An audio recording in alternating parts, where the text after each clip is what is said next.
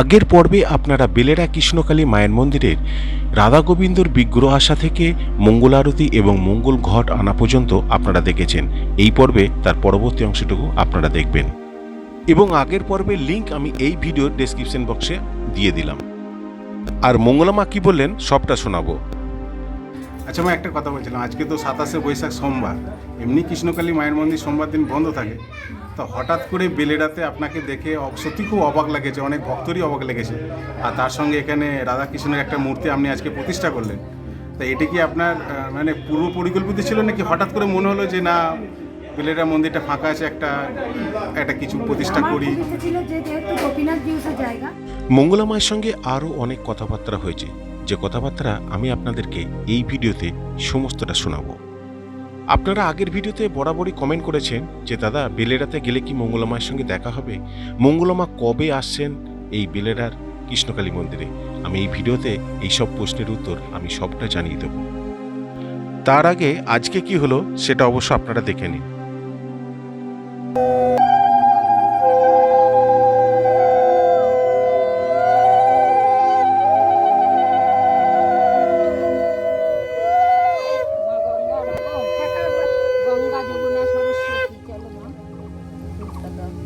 সিঁদুরটা দিয়ে দাও। দিয়েছে। ও এনো তেলটা দাও। দিয়ে দিয়েছে। এই টপাটা দিয়ে দিয়েছো।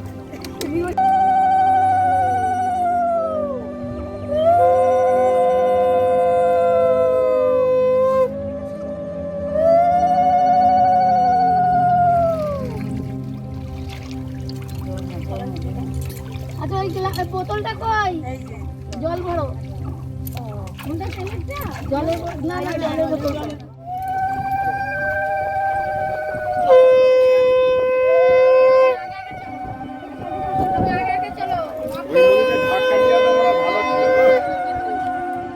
জলভর্তি কলস এবার রাধা গোবিন্দর মন্দিরের উদ্দেশ্যে নিয়ে যাওয়া হলো।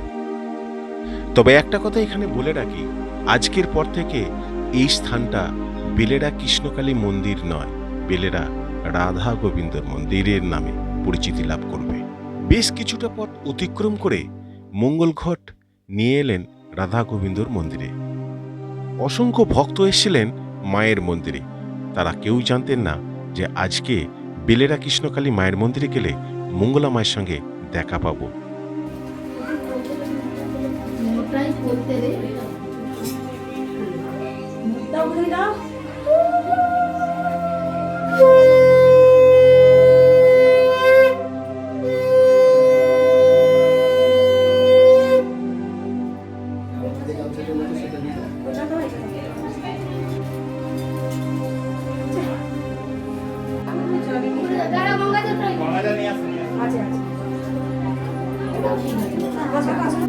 মঙ্গলা মা বরাবরই ফুলের মালা দিয়ে বিগ্রহ সাজাতে খুব ভালোবাসেন, তাই আমরা অনেক সময় দেখেছি কৃষ্ণকালী মাকে অসংখ্য মালা পরিয়ে দেন নিজের হাতে।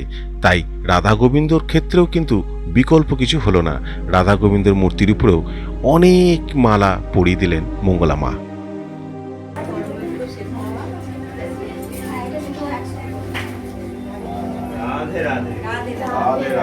মঙ্গলা মা সমস্ত কাজটা নিজে হাতে করতে খুব ভালোবাসেন, কিন্তু এত পরিশ্রম করার পরও ওনার মুখে কোনো সময় ক্লান্তির ছাপ দেখা যায় না। চলুন রাধা গোবিন্দর ভোগ দর্শন করি।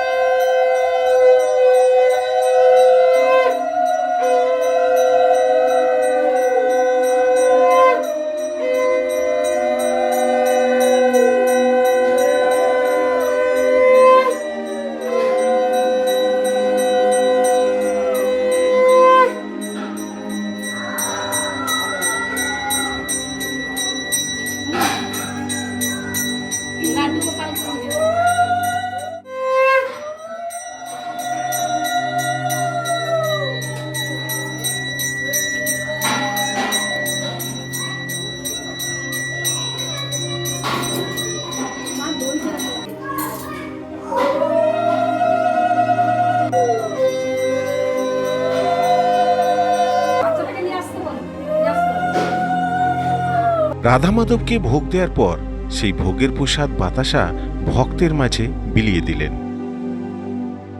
এক ভক্ত এসেছিলেন কাকতালীয়ভাবে বেলেরা কৃষ্ণকালী মায়ের মন্দিরে। ওনার কাছে জানাও ছিল না যে বেলেরা কৃষ্ণকালী মন্দির এখন বন্ধ আছে, কিন্তু ভগবানের কি লীলা দেখুন।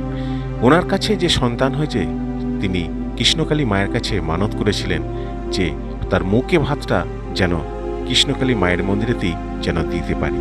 তাই উনি চলে এসেছিলেন আজকের দিনেই, আর কাকতালীয়ভাবে মঙ্গলামাও চলে এলেন আজকে বেলেরা কৃষ্ণকালী মায়ের মন্দিরেতে। মায়ের মন্দিরেতে এসে মায়ের সঙ্গে দেখা করে ওনারা প্রচণ্ড খুশি।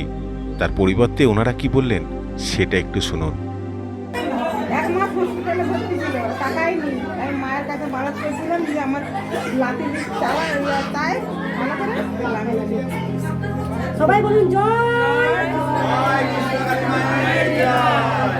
মন ধন্য তো জীবন ধন্য। কৃষ্ণকালী মায়ের মন্দিরে এসে কেউ যে খালি হাতে ফিরে যান না, তারই জলজান্ত উদাহরণ আজকের এই শিশুটি। রাধা গোবিন্দের জন্য রন্ধন করা পরমান্ন ভক্তের মাঝে বিলিয়ে দেয়া হলো। এই মুহূর্তটাই ছিল অসম্ভব সুন্দর এবং মনের আনন্দদায়ক একটা মুহূর্ত। কৃষ্ণকালী মায়ের মন্দিরের সামনে মঙ্গলামা ভক্তের মাঝে কেমন যেন মিলিয়ে যাচ্ছিলেন, এক আত্মে এক মনে। এটা উদ্দাম নৃত্য নয়, এ ছিল মনের মিলন। যে ভক্তরা মঙ্গলামাকে এক চিলতে স্পর্শ করার জন্য দীর্ঘক্ষণ লাইনে দাঁড়িয়ে থাকতে হতো, সেই মঙ্গলামাকেই যেন আজকে জড়িয়ে ধরলেন অসংখ্য ভক্ত। আজকেই যেন মনে হলো সকল আশা কামনা যেন পূর্ণ হয়ে গেল এই রাধা গোবিন্দর মন্দিরের প্রাঙ্গণে। আজকের দিনে সকল ভক্তদের জন্য ভোগ প্রসাদের ব্যবস্থা করা হয়েছিল। অনুষ্ঠানের শেষে মঙ্গলামা কি বললেন চলুন সেটাই আমরা আজকে শুনে নিই। আচ্ছা, আমি একটা কথা বলছিলাম, আজকে তো 27শে বৈশাখ সোমবার, এমনি কৃষ্ণকালী মায়ের মন্দির সোমবার দিন বন্ধ থাকে, তো হঠাৎ করে বেলেডাতে আপনাকে দেখে সত্যি খুব অবাক লেগেছে, অনেক ভক্তরই অবাক লেগেছে।